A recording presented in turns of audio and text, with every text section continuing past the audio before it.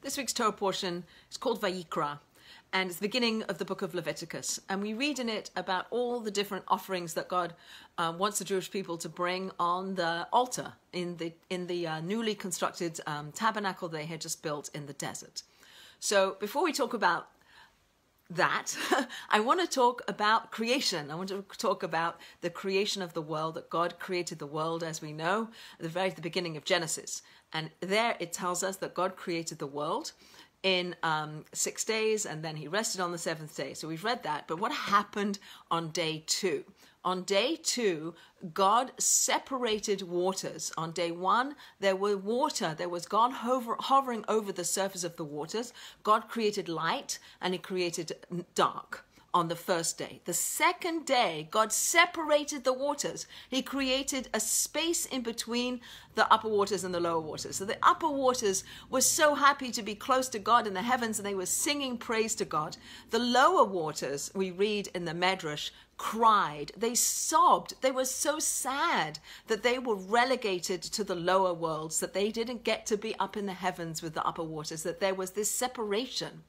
And we know that God created the world by division, by separation, by dividing, by ordering things. You know, there's a separation of light and dark, there's separation of the waters, there's separation of the 6th day, and then the 7th day, the separation of God and all of creation. The whole world is made up of divisions and separation.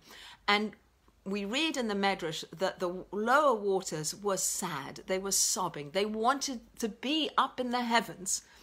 God said to them, says the Medrash, don't worry.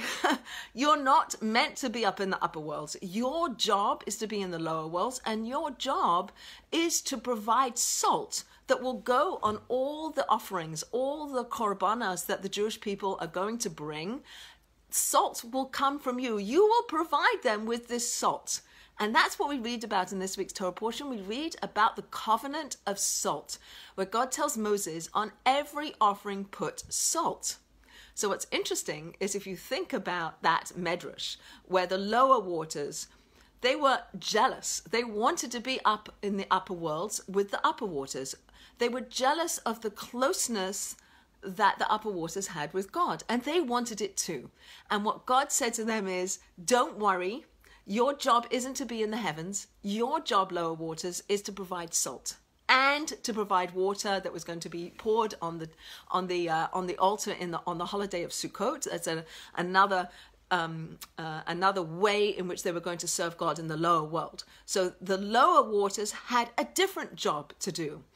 So it's interesting because we understand that jealousy is not a good trait. We don't want to be jealous. However, our Torah teaches us that there is one kind of jealousy that is good, and that is the jealousy of people or ways in which we can come closer to God. We can be closer to God. That we can be jealous of, because it will lead us to pick ourselves up. It will lead us to study more. It will lead us to do more and to be good. So that desire to be more spiritual, that desire to know more wisdom of the world, that desire to be closer to God, that's good to have. That's good to be jealous about. Like, I want that too.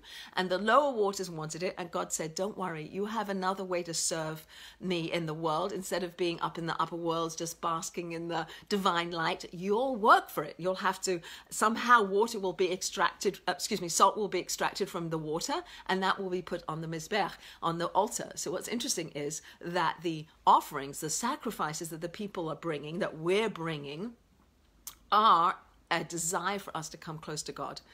Our desire to come close to God gets coupled with the proverbial desire of the lower waters to be close to God, and that salt is the representation of that desire. So salt is put onto our offerings, our animals, our peace offerings that we bring to God, saying, I want closeness.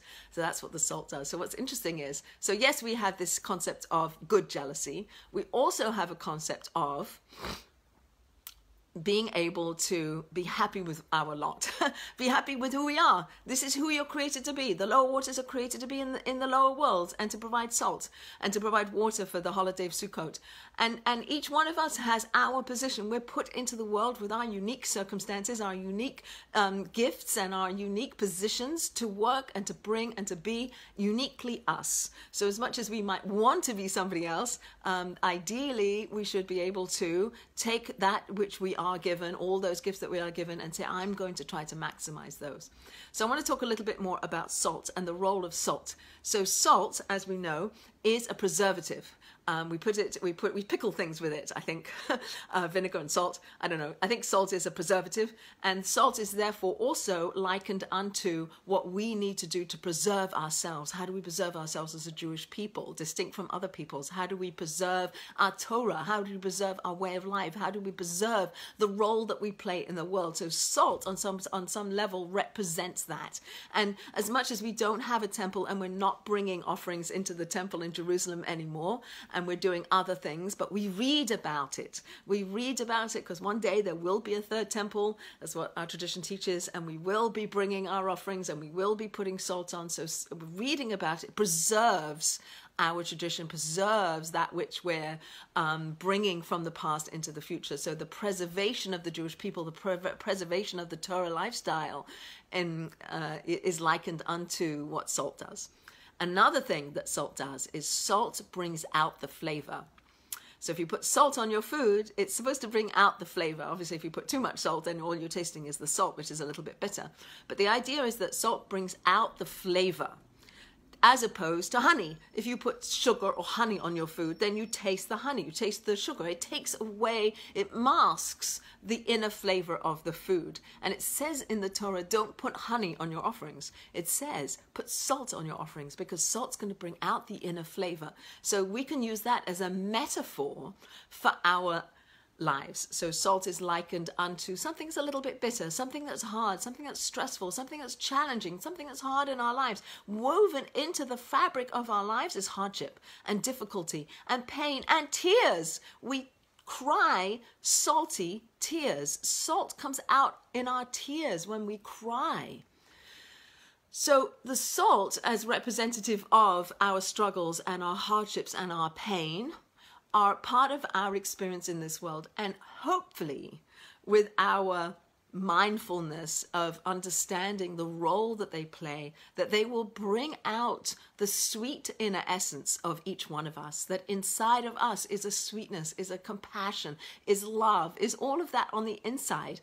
And the salt, the difficulties we go through, hopefully, please God, can help us bring out, they're like, that's how you bring out who you are. You bring out who you are is in the tough times. That kind of like is a way to reveal who you are on the inside. So just as much as salt brings out the flavor of food, so too our travails, our hardships, our difficulties are built into our lives in certain ways to help us, perhaps, maybe, to think about this, help us bring out our inner essence and to be more loving, more compassionate, more kind, more merciful, more of those things. So that's another way to look at salt.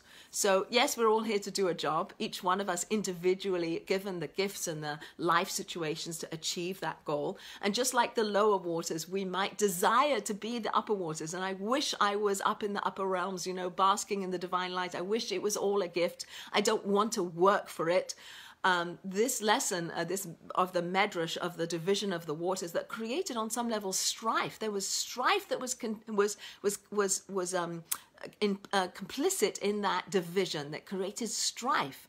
And God says, I'm sensitive to how the lower waters will feel. I'm compassionate to the lower waters. I'm not going to just put the upper waters up in the heavens and zeu. I'm going to take care of the lower waters who are going to feel sad that they're not up in the heavens. So I'm going to give them extra ways to come close. I'm going to give them the capacity to provide salt on the altar. I'm going to give them the ingredient of water that's going to go on the altar in the temple during the holiday of Sukkot, and that will be the way in which they come close to me, God.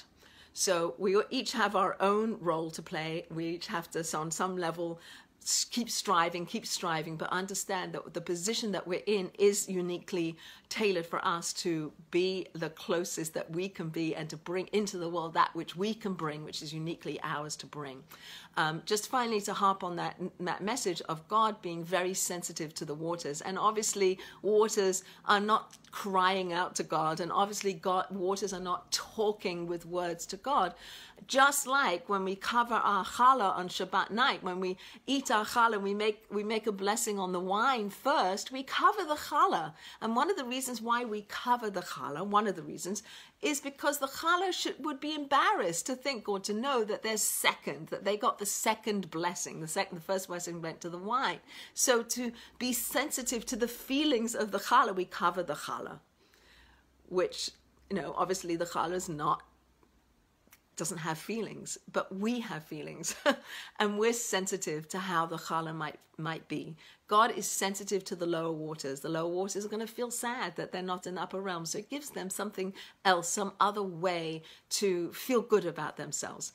And I wonder too, when we make divisions in our worlds, or where we see somebody getting ahead and somebody being left behind, or feeling that they could be left behind, or feelings that people might have which were sad, maybe we could be sensitive to that and try to help them, or try to praise them, or try to point out or give them things that can help them feel good about themselves. And maybe that's a lesson we can learn from the way in which God treated the lower waters when they felt that they didn't get what they wanted, which was to be up in the upper realm, serving God with up in that non-physical realm. So here we are still on earth doing our bit, and my blessing to all of us is that we are sensitive to each other, that we are jealous in the way we should be, that striving for spirituality, that we are aware of our unique talents and gifts, of what we bring into the world, and try to hone those and try to be more of those and do that more and better, and grateful for that role. And that the salty times, the difficult times, the times where we cry, that our tears are filled with salt, that they help us to be better people. That's my bracha for all us all.